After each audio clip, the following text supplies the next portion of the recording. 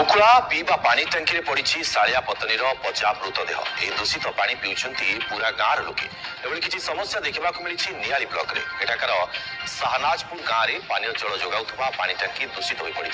टांकीर घोड़णी नथिबारु जीवजंतु पड़ी मृतदेह पचि जाउछि आउ सेही पानी पी गाँ लोके असुस्थ हेबार आशंका देखा देछि जिने ग्रामवासी मध्य तीव्र असंतोष देखा मिली या विरोध कर फुलनखरा नियाली माधव रास्ता को शाहजानपुर ठारे अवरोध कर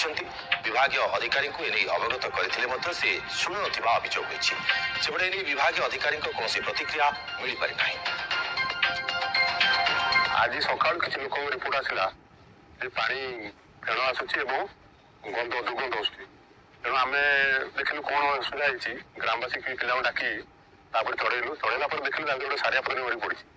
और गोटे सीढ़ी पड़ी सड़ी से पानी जदि आम व्यवहार करवा केत दिन है मरीच आम भी जानू अच्छा ए सब लोक सारा व्यवहार करें रोग हो पारे रोग जदि हम ताप दायी किए जदि यार समाधान न कराए तार आम बाध्य होकर गाँ वाला एकाठी रास्ता रोक करूँ और आगू बड़ आंदोलन करूँ।